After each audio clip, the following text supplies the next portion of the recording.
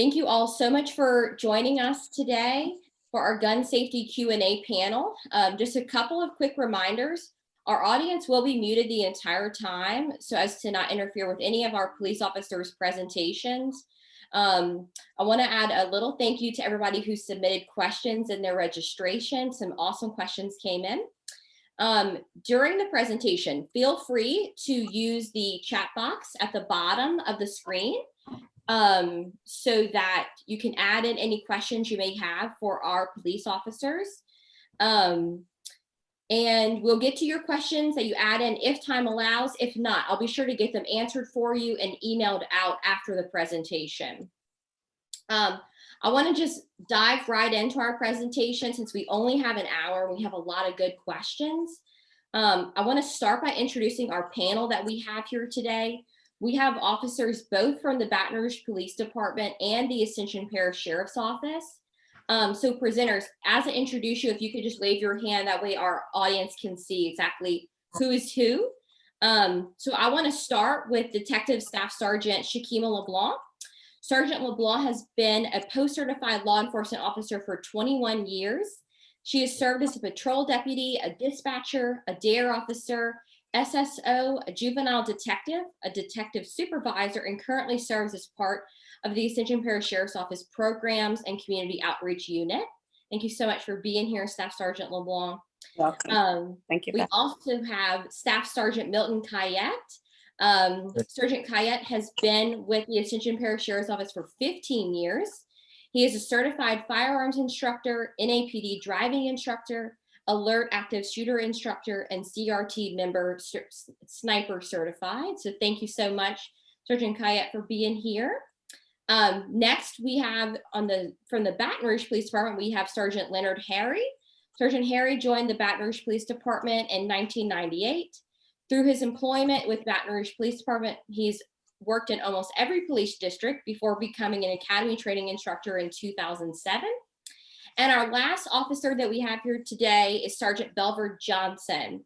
Sergeant Johnson has been with the Baton Rouge Police Department for 21 years.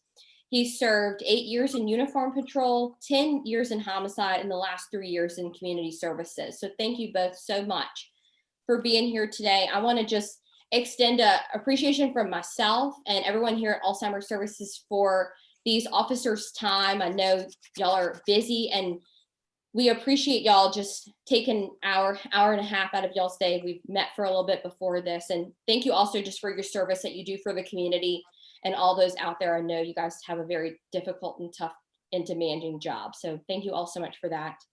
So I'm just going to dive right into the questions, and I'm going to get started. So I would like to start by discussing the safe storage and handling of guns. I'll ask these questions and either police department can answer. All right. So first off, can y'all talk a little bit about any recommendations you have or tips for safely storing guns in the home? Well, yes.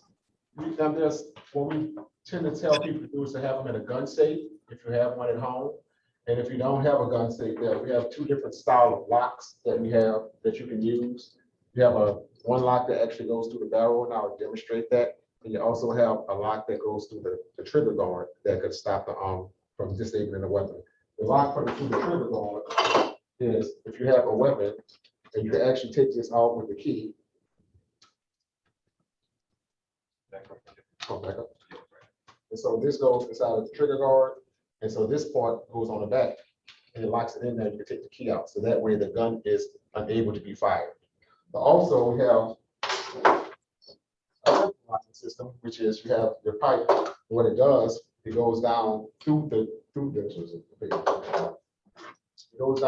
the weapon itself. Back up. Goes down through the weapon itself, and then you can just lock it. So then it disables the weapon. You know what I'm saying? So it works in revolver style weapons, and it also works in regular pistols too, because you just slide it right down the barrel and it comes out on the other side, like so. That's it. You can lock the weapon up. That's great. Thank you. And if somebody wanted to get one of these for a gun in their home, where can they go to purchase something like that? You can purchase them from Academy Sports or any place that sells weapons.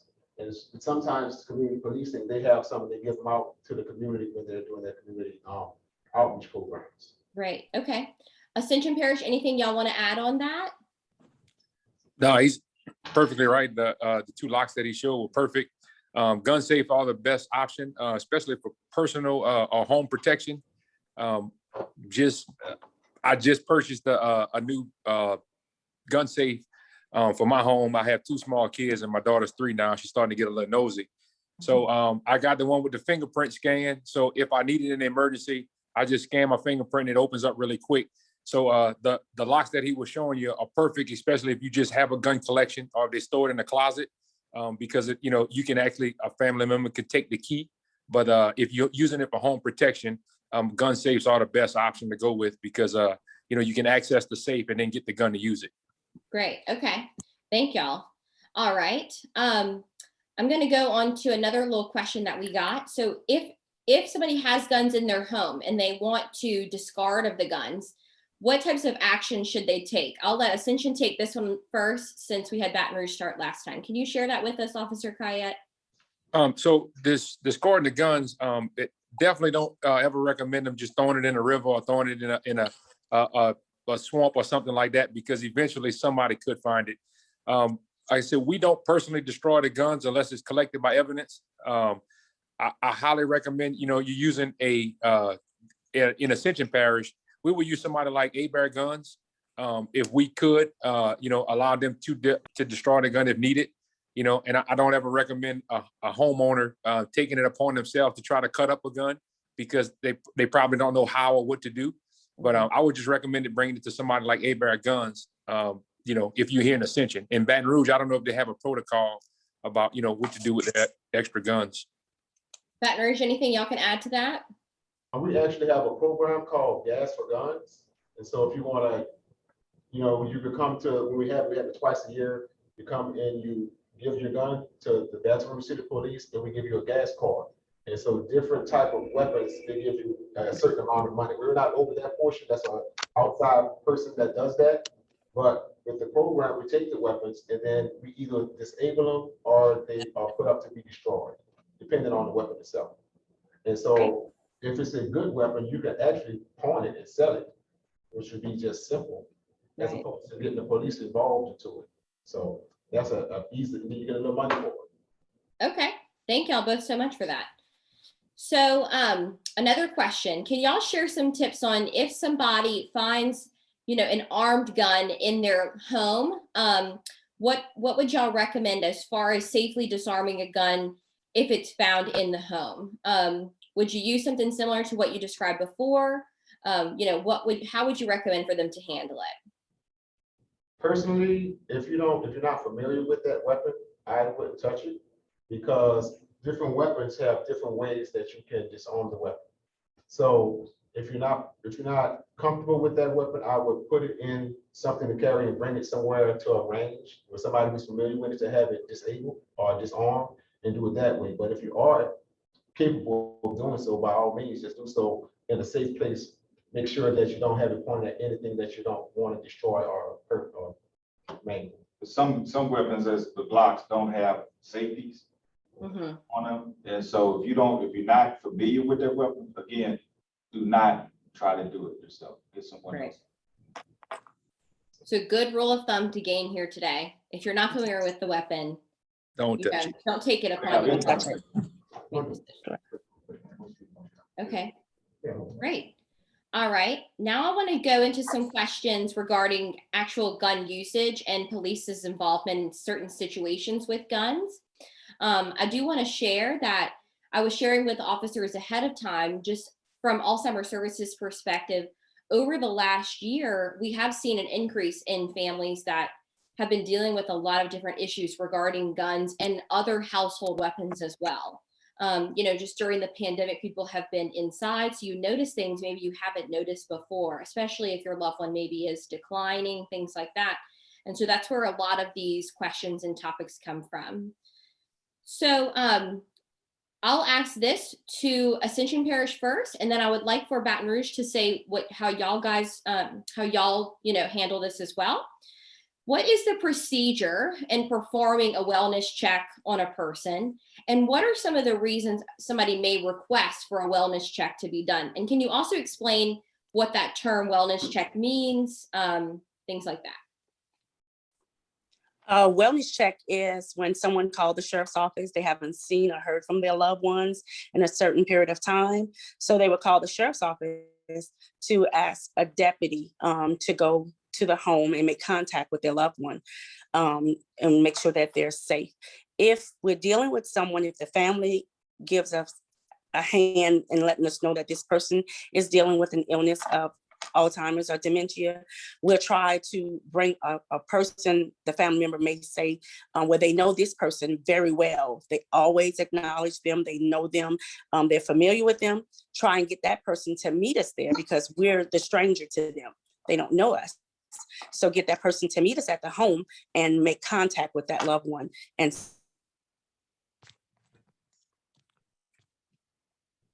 make sure that they're safe. Okay. And whenever you get to the home, what types of steps do you take to ensure that safety?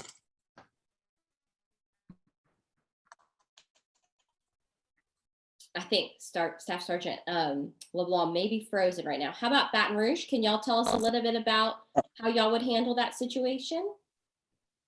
Go ahead. Go ahead. Oh, I didn't know she was back. I thought somebody was about to say something. Okay. Yes. It is to make sure they're safe. Basically, again, we'll do something similar to what she just said. We'll go in and to go check, see if that person is okay. We'll check the house with the person that they may be familiar with.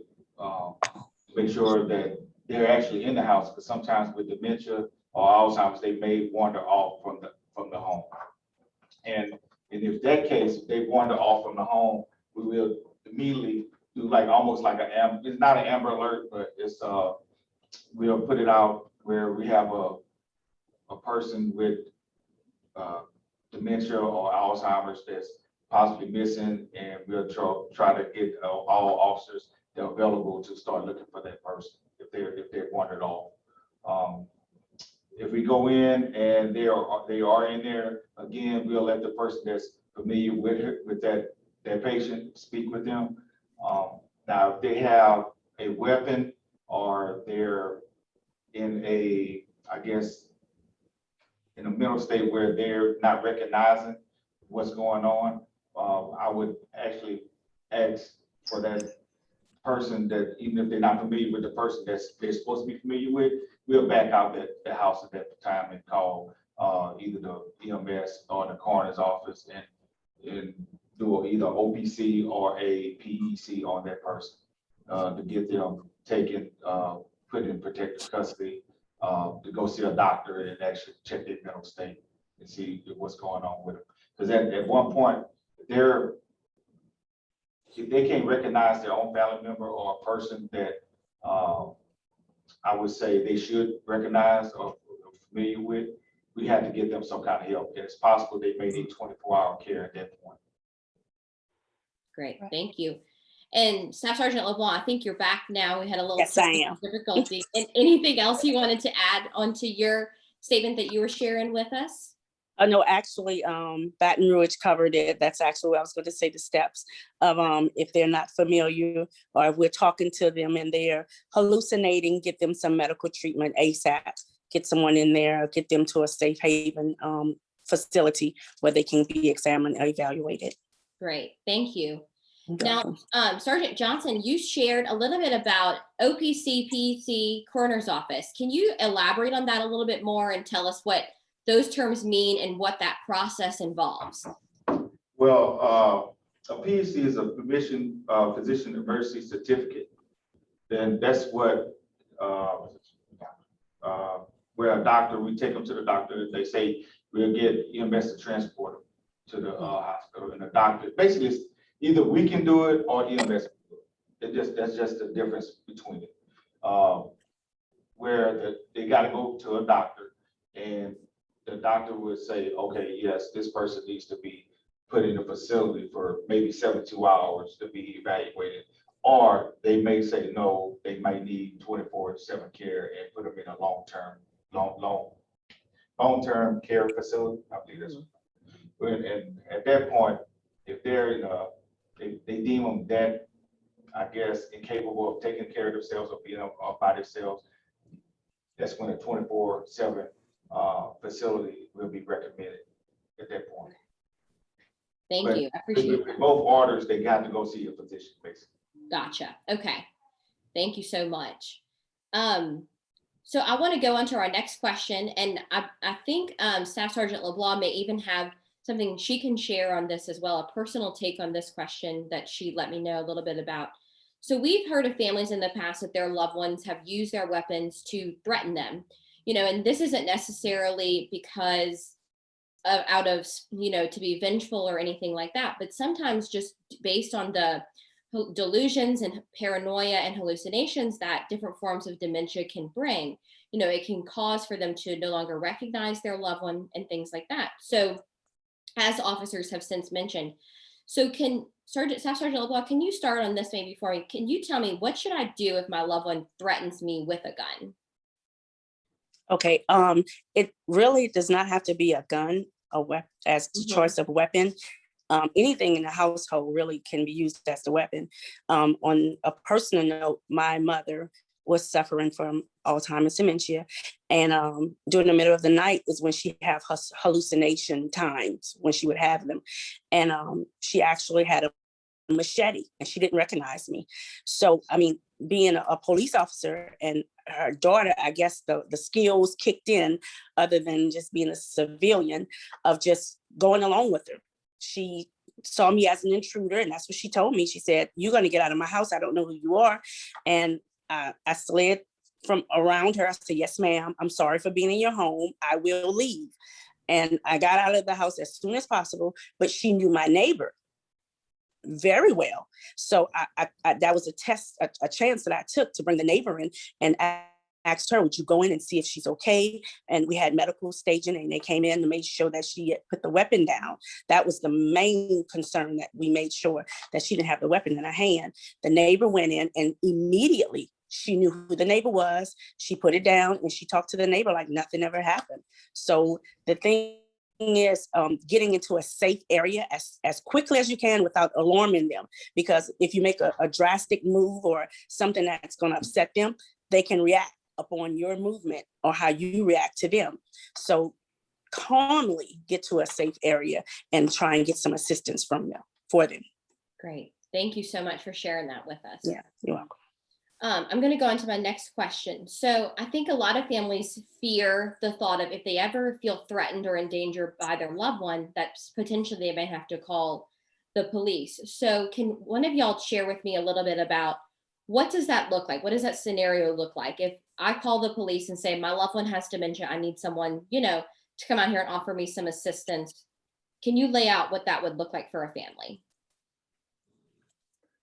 Well, from our standpoint, from patrol, if we went out there and a family member said, "Hey, like my family member has dementia," of course we cannot diagnose that. The family member may be okay at that time, and they may be saying, my kid or my sibling is trying to get me out or something like that. We can't make that diagnosis. But if there's weapon involved, of course our job is to make the area safe.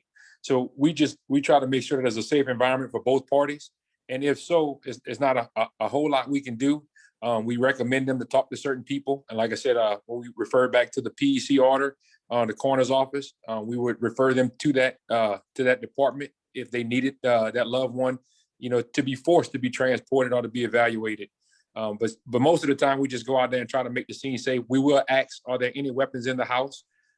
If a family member feels like, hey, there is a gun in the house, I'm not sure what to do at this time, we could secure it in our evidence facility for safekeeping until, that something changes where maybe a judge or even the family member request a weapon back.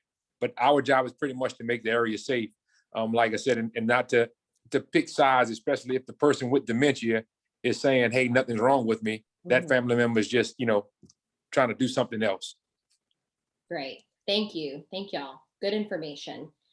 Okay, here's our next question. If a person with dementia were to harm someone, can y'all talk a little bit about who would be legally at fault? Does a family hold any type of legal responsibility if they know of a loved one's diagnosis? Can someone share a little bit about that with us? Now, that question is varied. That's a very broad question. Very. It depends on what stages they are of dementia, what their diagnosis was. Do they need 24/7 care? We can't answer that question with one direct answer. Okay. So, but if the person is being combative and they injure somebody, then that person obviously is liable. But in our days, that's the person that gets hurt can sue everybody. We're not here to pass judgment on a situation. So it's too broad for us to answer. It would have to be a case-by-case basis, basically. I would say actually contact an attorney on that one, Yeah. because that's, like I say, it's kind of open-ended. Again, like you say, with this day and time, I can sue a toaster right now if I want. I'm just being honest, it's just the day and time we're living in. But in situations like that, I just say, if you know your loved one is really suffering from this, and it's possible that they can be combative to anyone, please seek 24/7 care for that person, because I know it's hard and we all have to live a life, but we got to make sure that our loved ones are safe and the ones around them are safe also. Great. Thank y'all. I was just saying that was an excellent answer. As far as the liability wise, you might as well know it's coming. But legally, it's just the neglect. That's pretty much what they look for. So long as the family member knows they wasn't in neglect or put that family member in a situation to harm someone, then they wouldn't have anything to worry about it. From the criminal side of versus everybody wants to know, hey, am I going to jail for murder? And they're not so worried about, hey, will I get sued? You're probably gonna get sued, but you can kind of know you could be protected on the criminal side if there was no neglect when, if an incident happens or occurs with the family member with dementia. That's a great point. Thank you so much. Okay, so this is actually a participant question that we got submitted to us ahead of time. So this participant shared, I've gotten a gun out of the house, but my husband keeps asking to have it returned or threatens to buy another one. What would y'all recommend that she should do to handle this situation? I wouldn't return it because I'm a friend of mine is dealing with that with his mother. His mother has dementia, and he called me. He's like, "Look, she keep it. What should I do? I'm scared that she might use it on my dad. And they both elderly, so because she forgets where she's at or who's around her, and so he's just scared." I said, "Man, well, okay, do you know where the gun is?" He said, "Yeah." I said, "Take it." And he took it. She asked for it. She don't remember what she did. What she thinks she just misplaced it. But he felt more comfortable having that gun out of the house rather than just leaving it in there or giving it to her. So if you can get hands on the gun, get it out the house, by all means do it. If they get upset, I'm sorry that you get upset, but I feel better having that gun out that house. Great. Okay. Thank you. Also, just to add to it, labeling them, it may offend them if they're in their good mind when you're talking to them. So sometimes it's good to put the fear on yourself and let them know, if you have a weapon in the house, I'm afraid of it. I'm scared. Put it on yourself where it makes them comfortable and you're not just labeling them, making them feel that they're the threat. So it will kind of calm the situation down and say, okay, I don't want my family member, a loved one in fear. So, okay, you're right. I don't need the gun back in the home. So that may help also. Awesome. One other suggestion, just to add on, you can take the ammunition away from it, or you can actually have the weapon disabled. That's right. All kind of different weapons work differently. And if you disable the weapon, they may just have comfort with just having that weapon in the house. The whole thing that we're trying to do is make sure that no one injures anybody. Mm-hmm. So those are the options that you can have, but the whole thing is we don't want to have anyone injured. Right. I think that's a great That's idea. Yes. Thank you. Thank y'all all so much. Okay. So now I'm going to mix it up a little bit. We're going to go away a little bit from the direct questions, and I'm going to try a case study with you guys. So I'm going to read the case study out, and then I would like to have each different police department provide their feedback on how you would handle this certain situation. So let's say we received a call from a client who is the main caregiver for their husband who has a diagnosis of Alzheimer's disease. The husband experiences paranoia and delusions and would often view his wife as a suspect or an intruder in their home. The husband is a former police officer and would perform stakeouts and hide in various places of the home with a weapon out of fear of an intruder coming in. How can the situation be handled safely, and what should be done to ensure the loved one's safety and their caregiver safety as well? I think at this point, if the spouse is already identified as the intruder at all times, that's a threat. That's very dangerous. So if they're the only two in the home, and I may offend someone by saying this, care facility would probably be best. Instead of someone putting their life in danger with someone who don't know them anymore, and they're always the intruder to them. So they're gonna always attempt to harm them because they're not safe around them.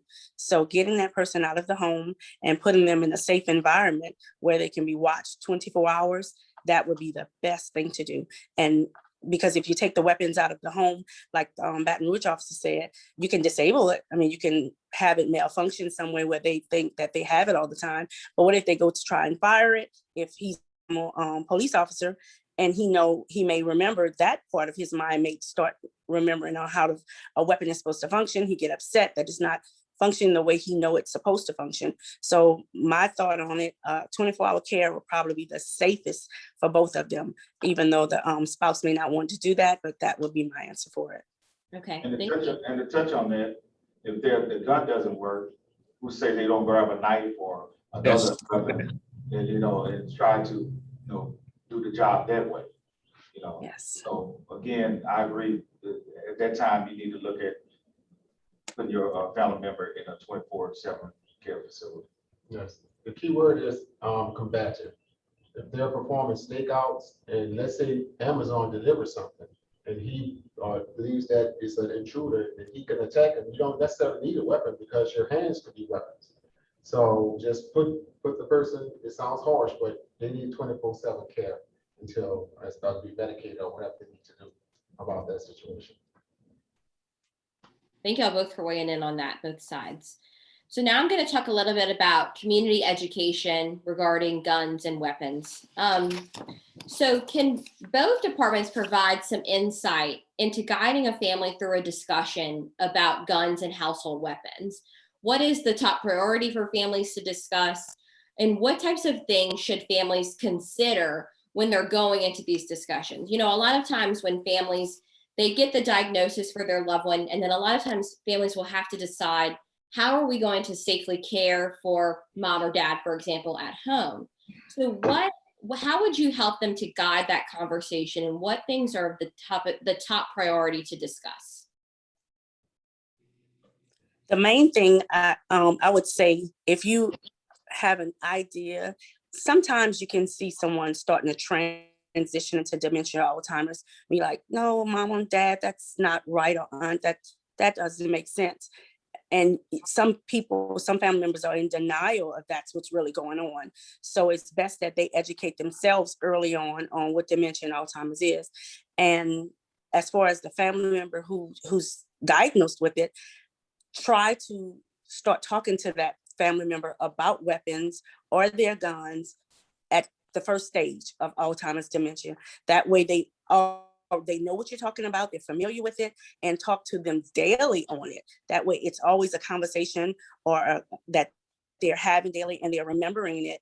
And when they go to it, or may put sticky notes up everywhere or something, just to remind them about the weapon or what's going on. Because if you wait until after the first stage, you may have waited too late. and it is going to be very dangerous. So first stage of diagnosing or prior to, when they start seeing first signs of it, start talking to them daily about weapon and weapon safety, and that may help them.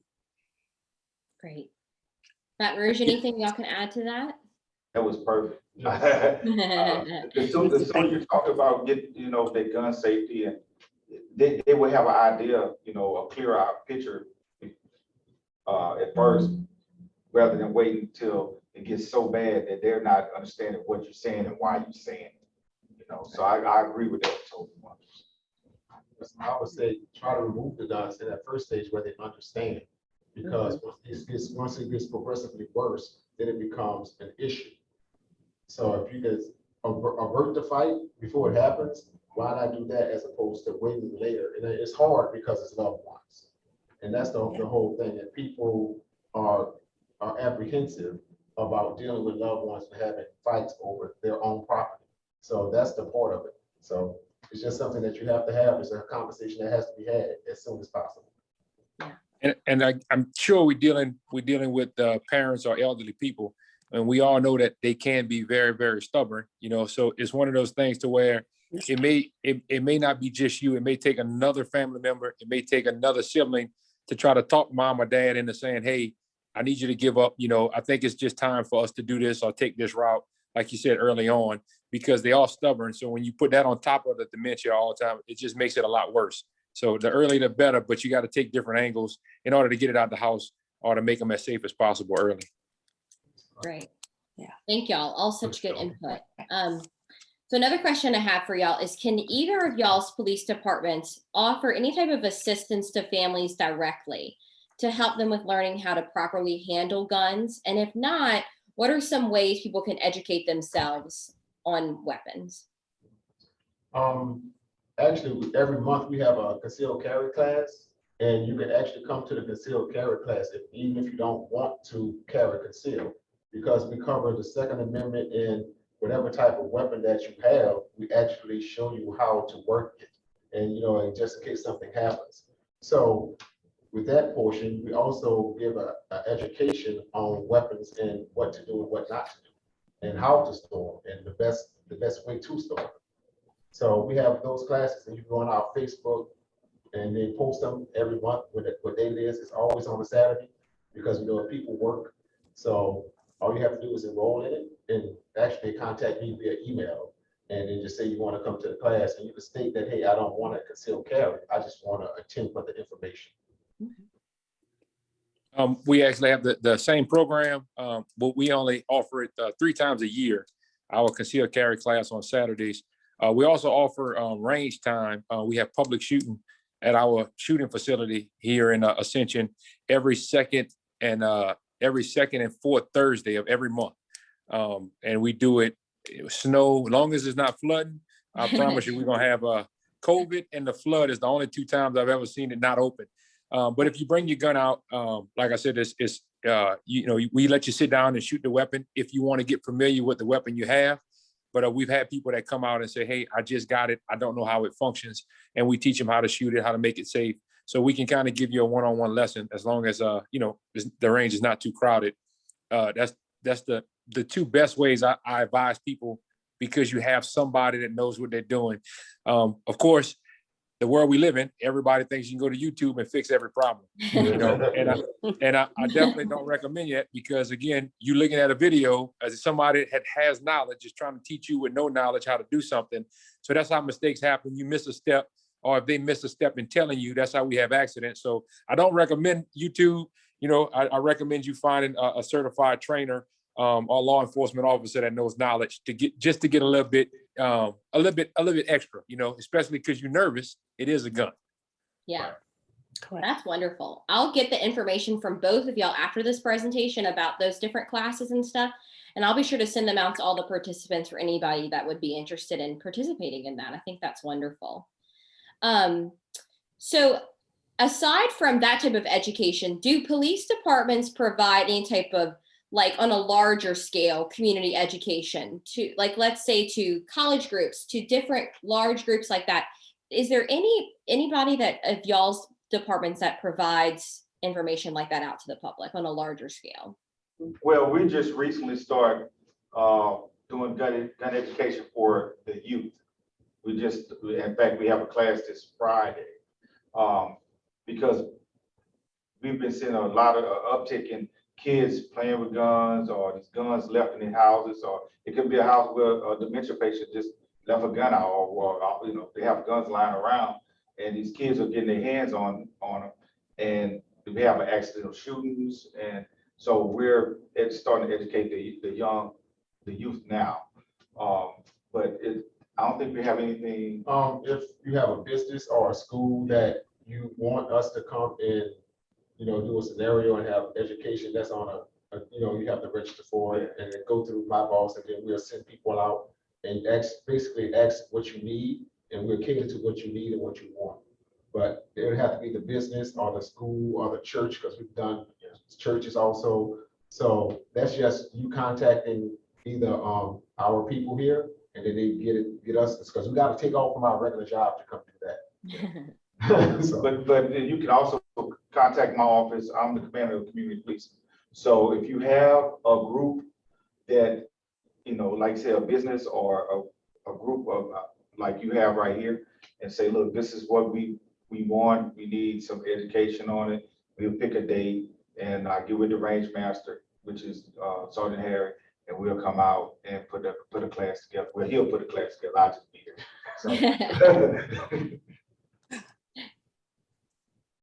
Yeah, the same thing. If it's requested, we'll put the class together. If BR puts a class together, we'll just send all our people to BR, so that way we don't have to. Yeah, I appreciate you guys putting that out there for me. I'll make sure they attend your class.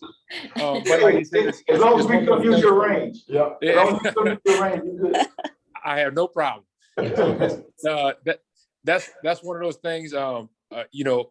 Even here, we have a limited amount of instructors, firearms instructors, safety instructors.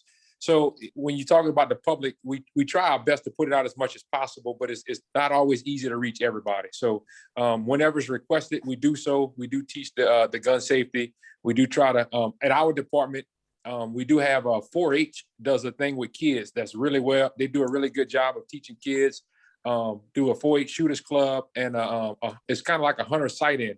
They mostly kind of, I guess they geared toward rifle training, because a lot of the kids are basically hunters. But I sat through one of the classes, and they do touch on handgun safety as well, just to give them a little knowledge. So for the kids portion, we do have a program in place that's taught by an outside company to help kids understand gun safety and understand that as long as you operate it safely, it's okay to do so. Okay, good to know.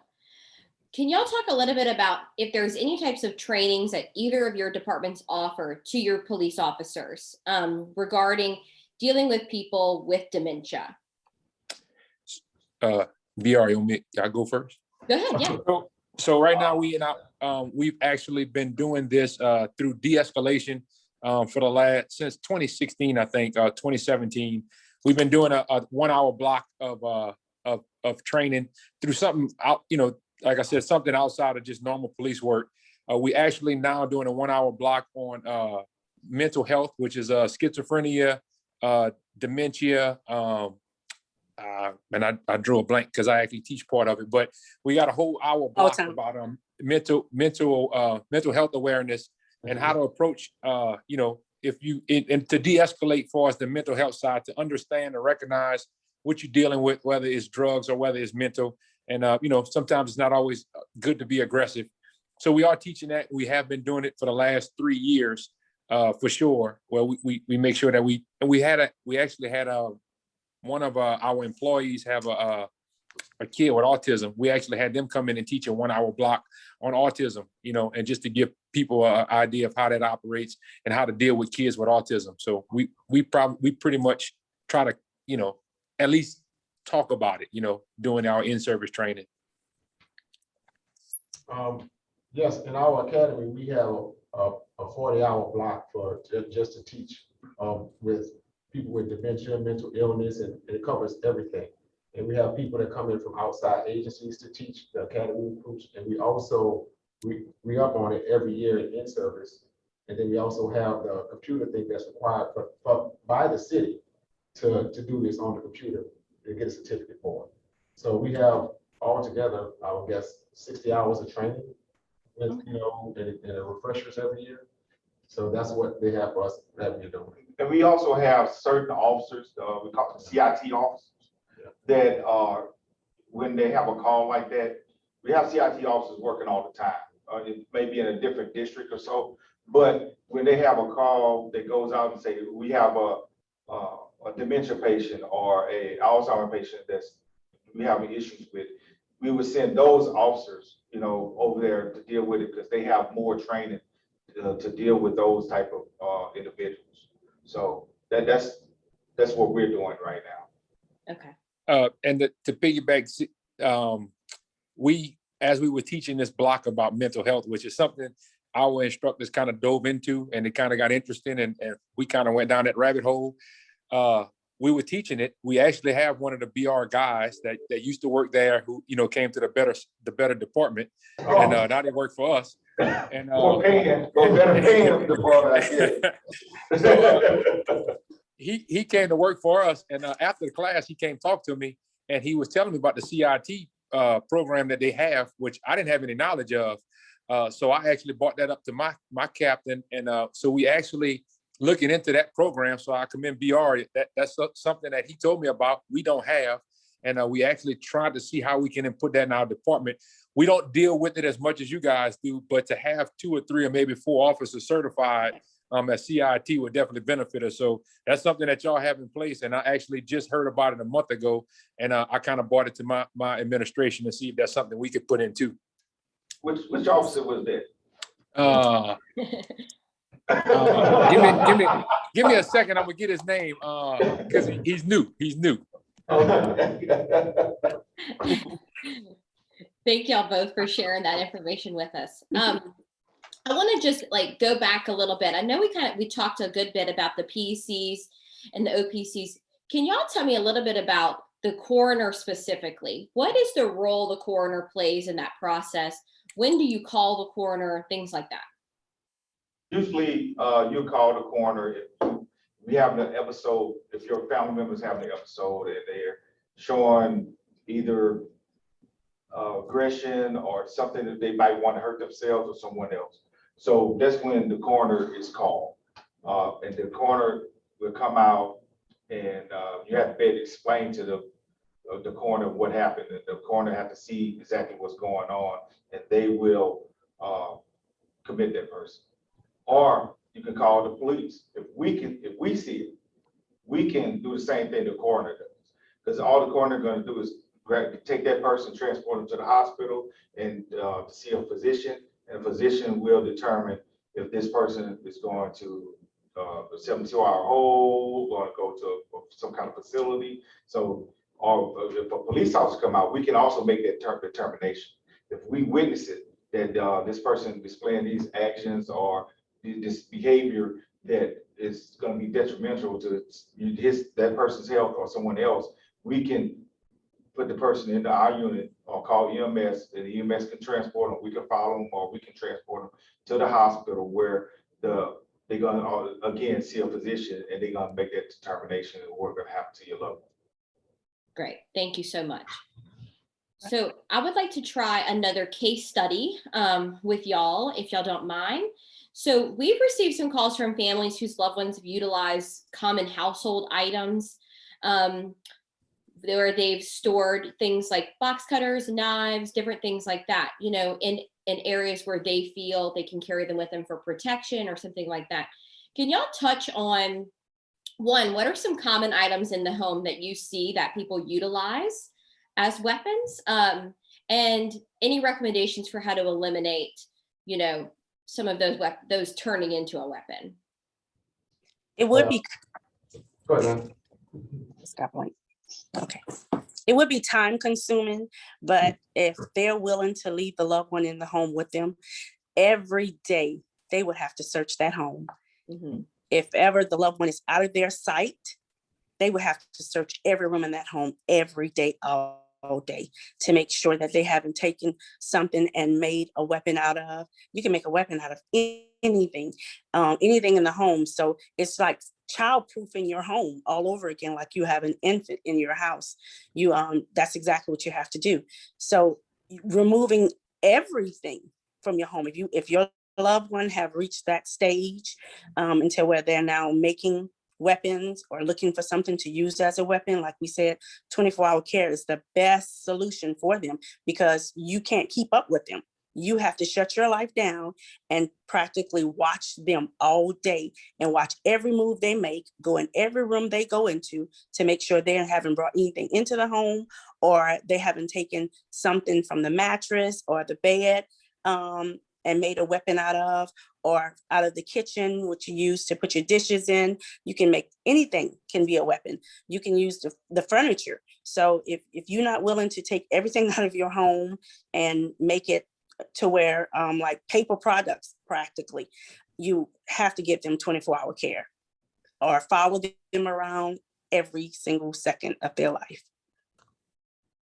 Thank you, Staff Sergeant LeBlanc. Anything from Baton Rouge that y'all want to add on to that?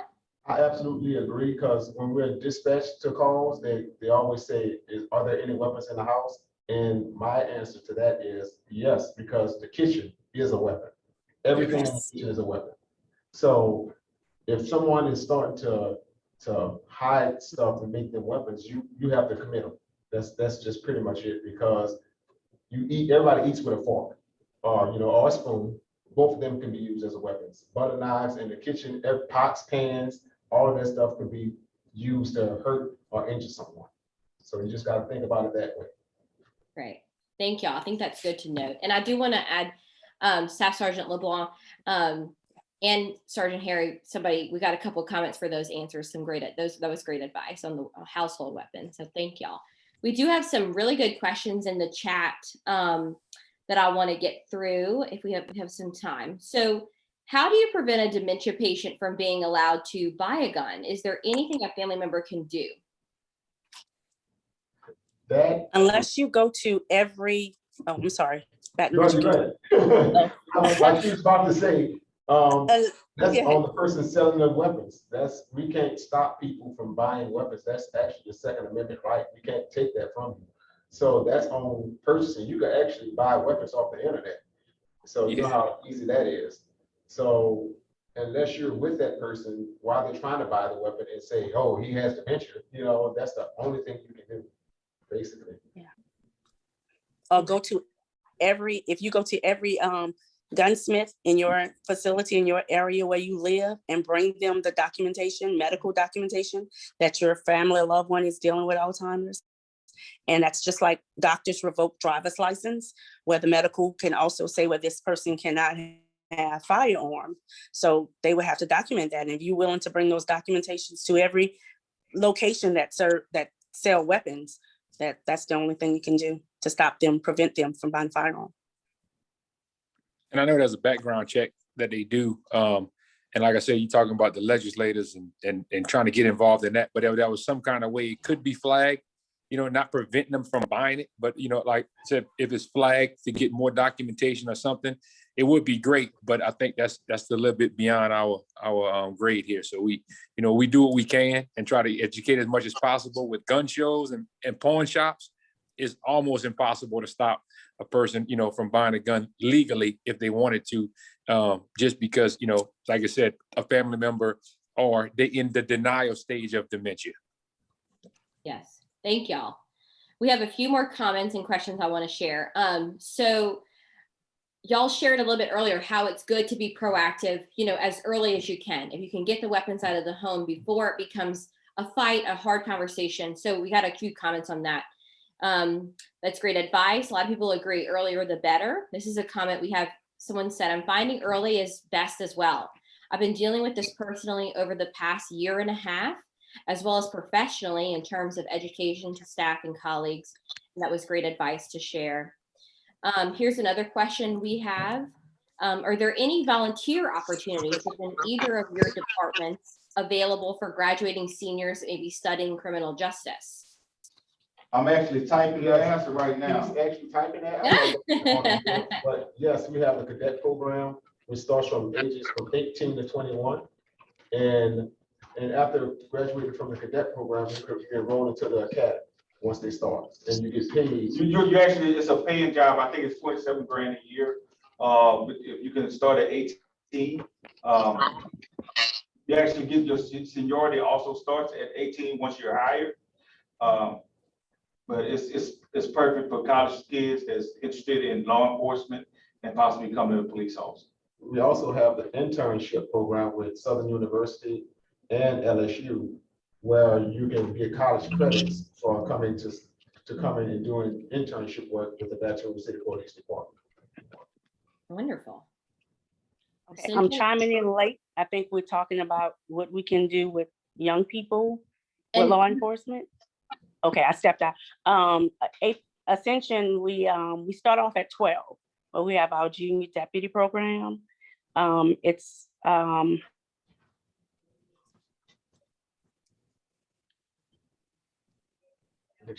think she froze up. Frozen again. Yeah, I can see her. I don't. We got to talk about the quality of our phone over there. She was talking about the junior deputy program. We do a junior deputy programs over the summer. It's actually been growing really, really nice. That's one big program that we have. We do I guess an intern program with high school kids. We get student workers every year to work in different departments. Whether some of those departments are like we got a guy who works out at the range with us, and it depends on where you want to be. And then we have an Explorer program that we're building now to kind of help with that. 14 defense. I think she's coming back. She did. She left out the room. She didn't like my answer, I guess. Well, we also have the Explorer program also. We actually is trying to help essentially get theirs on board. I'm just gonna throw that out there. I'm just gonna be petty right now. But yeah, we also have the Explorer program from ages 14 to 18. That's for high school kids. And they do a range of, it's a year-round program. They do a range of everything. They come out, we teach them law classes. They actually, all the different departments come out, teach them exactly what they do, the ins outs of each division. They have a range day where they go out and shoot. They have Bob come out, blow some stuff up on them. The crime scene comes out, teach them how to work a scene. They'll stage a scene, teach them how to fingerprint, different things. And we're also going to be during the summer, we're going to be taking them to court so they can also learn the ins and outs of the court system. What a prosecutor do, what a judge do, what a defense attorney do, what a law clerk do. They're gonna learn all those and see what happens in court when you don't do the right thing or when you do the right thing or what have you. They're also gonna learn, they ride with EMS with our department. So they can go to calls to see what happens when a gun, someone happens to, they get shot by a gun or cardiac arrest, or they deal with a person with dementia or what have you. They'll learn all those things. What else do they do? Huh? That's good. Oh yeah, okay, yeah. Yeah, but it's a great program. I have probably about 20 kids now, and we actually have now new kids coming in this Saturday. So we have a new recruitment coming in, but it's a year-round program where they gain rank and superior. My mind's all over the place right now. It's a great program, but I know Ascension has just started theirs also, Explore program, because there's so many kids that need help. Oh, we love these programs, because we in Baton Rouge, they Ascension, we have kids all over the place, and these programs are great for these kids to learn more about what we do. So if you live in that area, I implore you to go out there and join Ascension and get to learn, let those kids get that experience and learn exactly what law enforcement do, because it's varies and it's vast. Great. Thank y'all. We have one more question in the chat. Can y'all tell us, do either of y'all advise that families were to keep medical information handy in case their loved one were to have to go to a hospital or anything like that? Can y'all provide some information on what you advise, or if you advise on anything like that? You want to know what kind of medical stuff they need to have? So if the police had to come into the home, I guess, and, remove a loved one, call an ambulance for the loved one, do you recommend that they send medical information with them to the hospital or anything like that? Yes, definitely. The more information, the better it is for us. Because keep in mind that when we go to a call, we don't know anybody there. All we know is what the information is that people are giving us. So yes, most definitely. I know. Okay. So so I don't know but it has some kind of delay where she was talking and she was sitting right here. Yeah. What we were saying, it's very important to have the medical information in the home. Maybe something may happen where the caregiver have to leave and other people are not familiar with that person. So having their medical stuff on hand in the home somewhere, as soon as someone walk in, we as police officers, we're looking around anyway. So we're going to see that those medical documents on the counter. We also have an alert system with our dispatch. I know with autism, if a child has autism, we tell the family to call our dispatch. We have a pamphlet, a packet that they fill out, give all information on that child, and it alert if ever a police officer is dispatched to that home, it alert that officer to know that there's an autistic child in the home. So we advise to do that also with the Alzheimer's dementia patients. Let your local 911 center know that I have a family member at home with this illness, and whenever an officer is dispatched there, they would be alerted to know what they're dealing with when they walk into the home. That's great. Do y'all have anything similar to that? Oh, look, we finally went up Baton Rouge. Oh, yes, we have comments on every time we get dispatched. So once we get dispatched, it keeps a tally on everything that we do. And it also has like pin drops, and we put up our maps because we just got a new system. We're still learning it. I don't know how to use it yet. So, but it has like little dots for wherever somebody goes, and when they make the report, have little comments every time somebody goes to that address. So they'll know prior to getting to that address. Great. Actually, I'm pretty sure that's how that their CIT program works. BR, the guy name was Brandon Bethany. That's who we have here now. Yeah. And he was one talking about it. But again, letting that's the only way that program works. If when the number comes from that residence through dispatch, they immediately know, hey, we need to send out one of these guys, because it may be an assist call where they may be assisting with that mental health patient. So that's the only way that the system really works, is for you to report it to us, so we can have that down, and send somebody out at the right time.